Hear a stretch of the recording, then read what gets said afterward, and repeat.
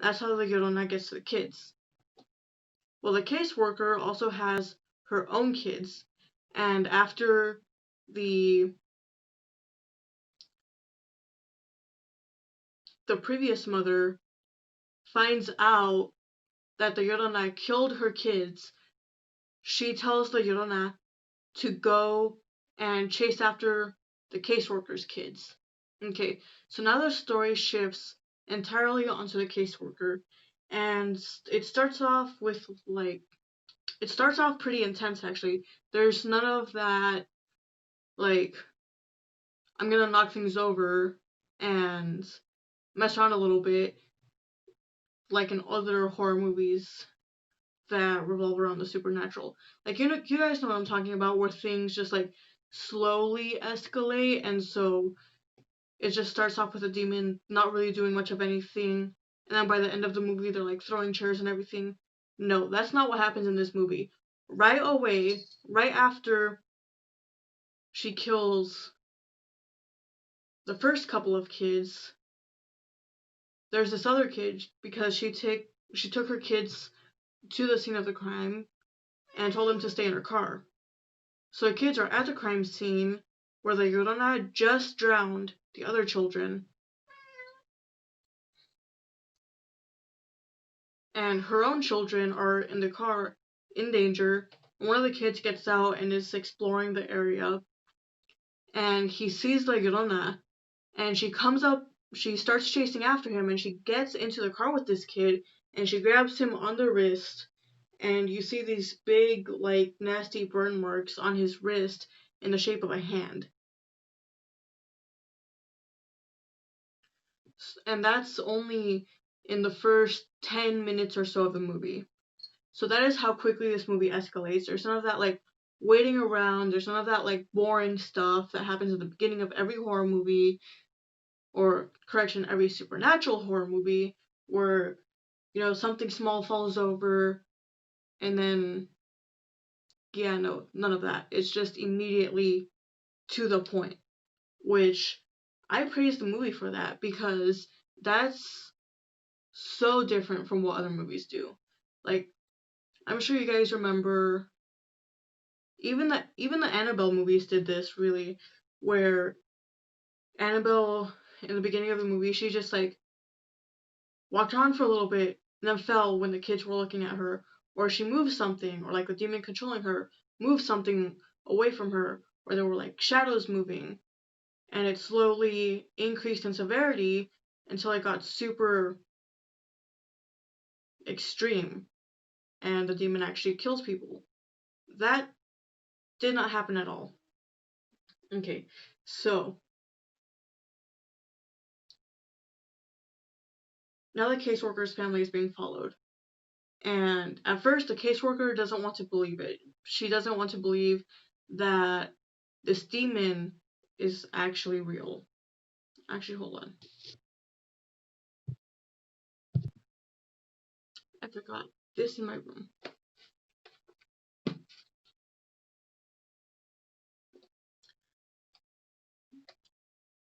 So she's following the caseworker's kids. And at first, the caseworker doesn't want to believe it. She's like, this is not a thing that's happening. And so, yeah, she sticks with that for a while. She doesn't believe in it. She's like, nope, there's no way that this is like real, even though she herself has actually seen the Llorona. And actually, one of the first encounters that she has with the Llorona, that the caseworker herself has with the Llorona, is super intense, because the Llorona is chasing after her kids, and so she runs up to her kid's room and she's like, who's in here? Thinking that it's a burglar, and she has a baseball bat with her, and then she sees a woman standing out in her room. Like, I'm pretty sure it was her room that she saw the Llorona in, her own room. And so she goes to her room and she gets into a brawl with La Llorona. So that La Llorona's chasing her. She fights off La Llorona. She's like, "What are you doing here?" And she hits her. Well, she tries hitting her with the bat, but the bat just kind of goes straight through La Llorona, and La Llorona grabs the caseworker by the hand and marks the caseworker too. And even after that, the caseworker is still in denial about the Llorona actually existing. But this doubt doesn't last for long. I think like about 15 minutes later into the movie, she goes to a priest, and the priest. Oh, can you tap as in dance? I cannot tap dance, Kingsman.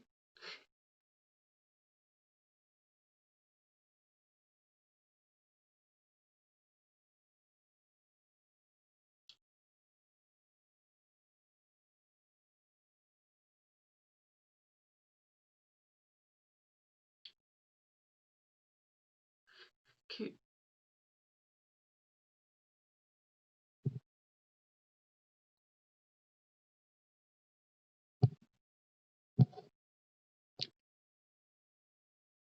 okay. So like Llorona is attacking the worker. Okay, nope, I already did that. So she goes to see the priest, and the priest. It is not here when the scene is shown that the priest was actually in one of the previous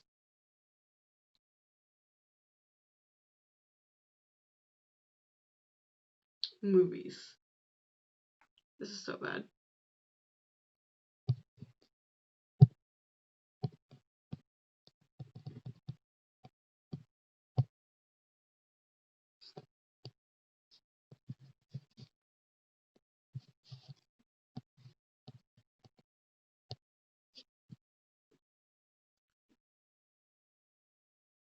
Actually, I'm gonna restart this. I don't like the way this is turning out. Nope, I'm too late into it.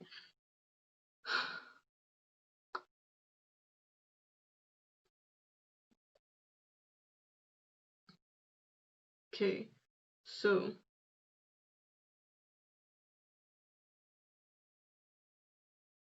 she's being chased by Llorona. She goes to the priest. The priest. You should listen to the priest. Okay, so while she's talking to the priest, she's like, "Have you ever dealt with anything like this before?" And then the priest is like, "Yes, I have, but you have to go see someone. You have to go to a curandero." And the priest explains to her that the curandero is essentially like a good witch. He practices witchcraft, and that he actually used to be a pastor, but he left the church. Okay, so she goes and she tries to talk to the curandero in his shop, but he doesn't want to talk to her. He's like, "You did not believe the person I was trying to protect, and so now you're paying the consequences." That's basically what happened at first. He was like, "You should just leave. I want nothing to do with you. Get out of here." But she pressed on, and he ends up helping her.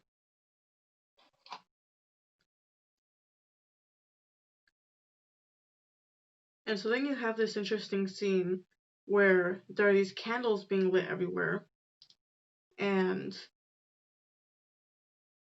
the candles, he explains to her that the candles are there to prevent La Llorona from entering the house because she thrives in darkness. However, this is a clever lie, because what he actually did is he used the three of them as bait. So all the candles blow out, and the kids and the caseworker are inside of this circle made of candles, or this square made of candles, and all the candles around them go out too. And the Llorona grabs one of the kids and starts dragging him out of the door. But luckily, right at the right moment, the curandero grabs the kid by the leg, or no, he grabs the kid by the arm and shuts the door and pours these seeds of this tree out onto the door. And basically his theory is that the the tree was the thing that she was closest to while she, well, the tree was the thing that the Llorona was closest to while she was killing her kids. So his theory was that if he used the seeds of the tree, then he could use that to his advantage and use it kind of like salt.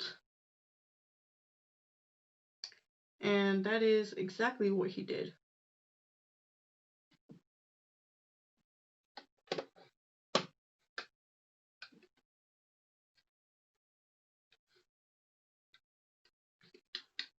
And so this works for a little while. The Llorona is outside the house, and he had already done all of the other windows and doors in the house with these magic seeds. Because let's be real here, that's basically what they are, is magic seeds. So I already did all the entrances, already blocked off all the other entrances and exits, and he's just, he tells the kids to not mess with the line of seeds.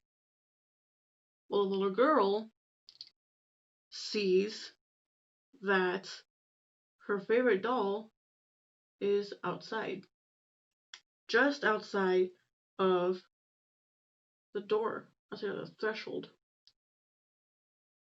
So the door's open, and she goes out, she reaches her hand forward, and she can't quite reach her doll. She's almost reaching it, but she's not quite there. So what she does then is she actually reaches out even further, even using like the very tips of her fingers to try to grab her doll.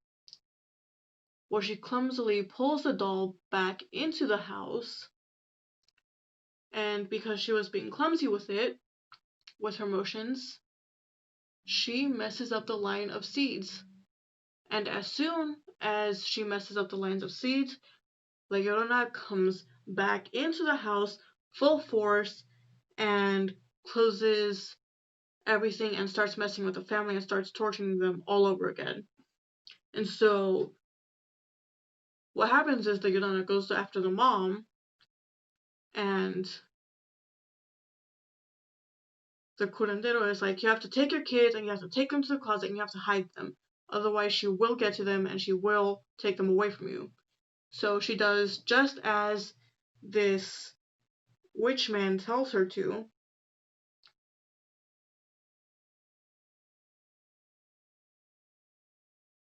And then what at first looks like La Llorona entering the house enters.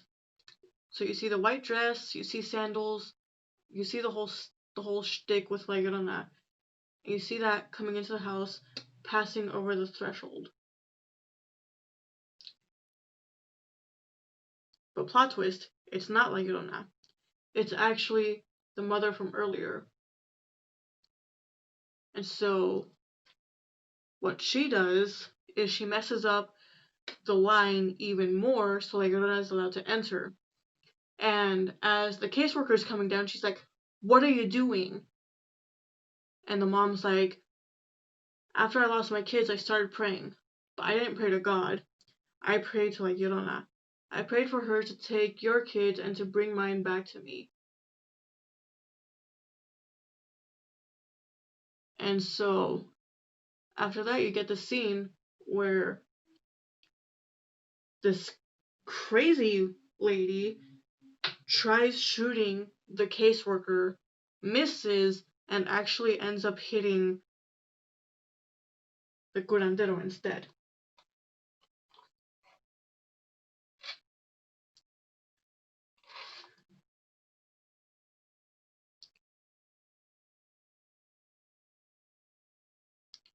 And somewhere along the lines, the crazy lady actually ends up regretting her actions and ends up helping the caseworker protect her kids from La Llorona somewhere like towards the very, very end of the movie. Oh, and the kids, while they heard the commotion going on downstairs, decided that they were going to run to the attic. And so they have one of those pull down attics where you pull the door and the stairs come flopping down. So they pull the door, the stairs come flopping down, and they run upstairs. This tension is being built in this scene because the little boy is trying desperately, the best he can, to close the door, but it's just not working for him because he's not strong enough to pull it up entirely by himself.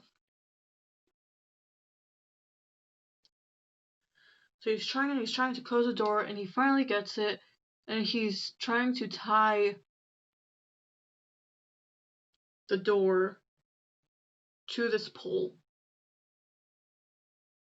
But because he's basically 10, doesn't really know how to make a good knot yet, as like Llorona, or I can't actually remember who ends up pulling the door open, but the door gets pulled open and the kids are now vulnerable, so they go and hide. And there's this huge scene where the kids actually have like Llorona's necklace, which has this big, beautiful sapphire ring in it. This like absolutely beautiful, beautiful, beautiful, beautiful sapphire ring.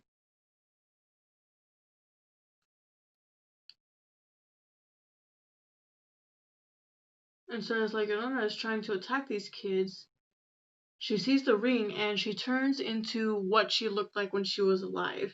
She stops looking like the evil demon spirit that she turned herself into after she killed the kids. And then killed herself because she killed the kids.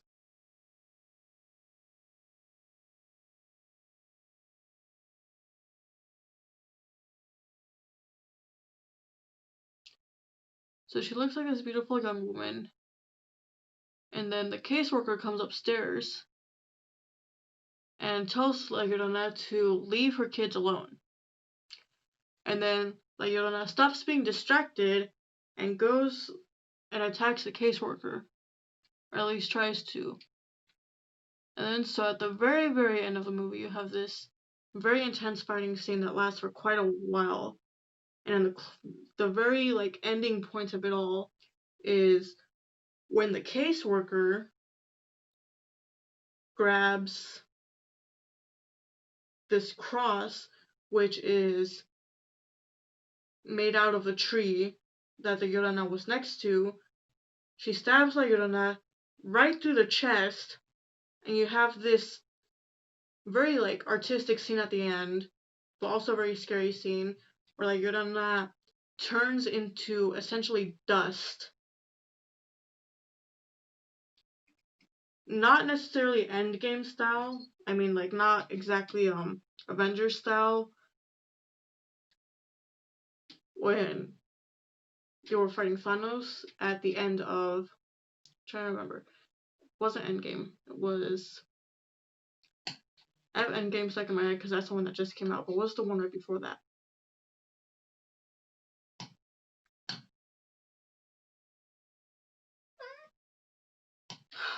I literally can't remember what it was. Infinity Wars, there we go. Right at the end of Infinity Wars, right when, you know, everyone dies, fades away. It's not that, it's much more intense. And it's not, she turns into this combination of like goo and black ash that just turns into a swirling spiral before it finally all just collapses in on herself. And then she's gone. So yeah, I thought overall the movie was fantastic. I thought it was really great. I would love to see it again.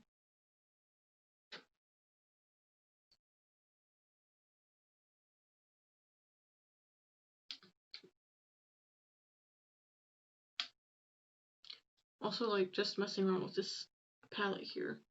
Which, honestly, I just want to say, like, hello to this pigment real quick. Like, let me just get this on camera for you guys. Yeah, super pigmented. That's the side that has the makeup on it. That one doesn't have any. Just, like, on my wrist here. It doesn't even show up on camera.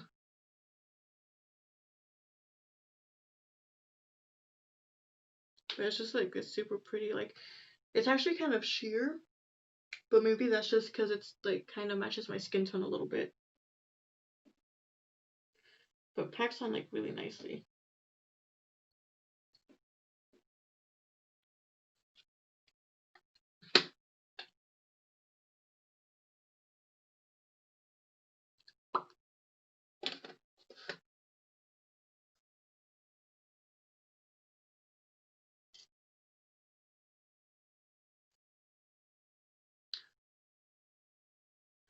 Let's see here. One of the criticisms that I do have, though, is that there's quite a few, like, intense action scenes. So, I guess in that way, it's not just a horror movie, it's also horror action. Very similar to how The Nun was, but somehow felt more horror than The Nun still.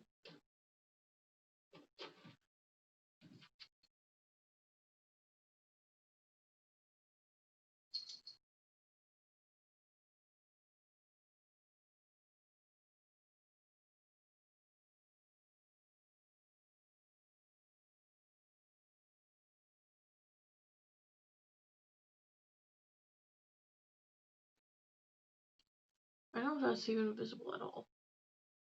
I need, like, a whole new makeup set. I need new mascara, new eyeliner, new, like, some new eyeshadows would be nice.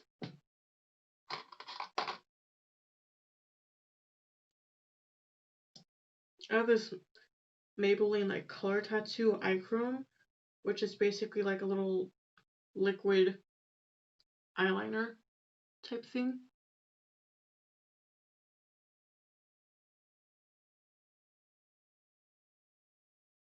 Oh my god, I messed it up.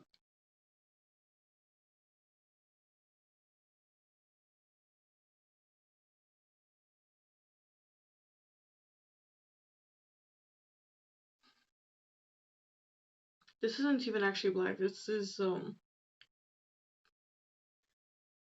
the shade Gunmetal. So it's a very nice dark gray. And it's even got these little, like, multi-shift glitters in there. You can't really see it on camera, but yeah.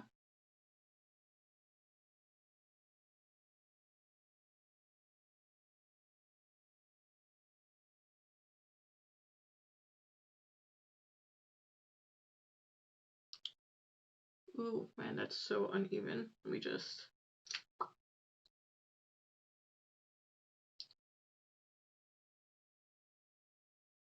The nice thing about this is that when it's not dry yet, it comes off, like, super easily. So you don't have to worry too much about messing up because of how easy it comes off when it's still wet. Like, after it's dried, baby, it starts to stay, but in the first few seconds, when it's still wet, you can fix, like, any mistake.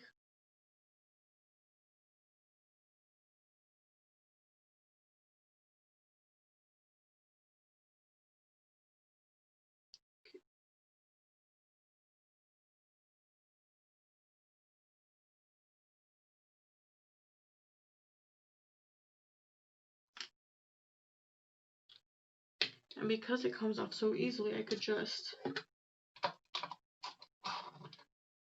literally just clean up this edge here just by taking my nail and just making this cute little wing.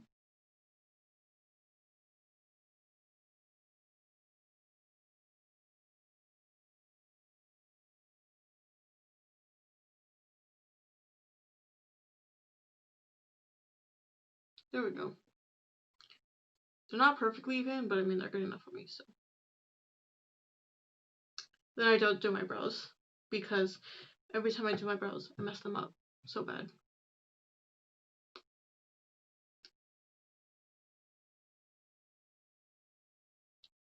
So yeah, I'll see you in the next video. Stay spooky. Bye.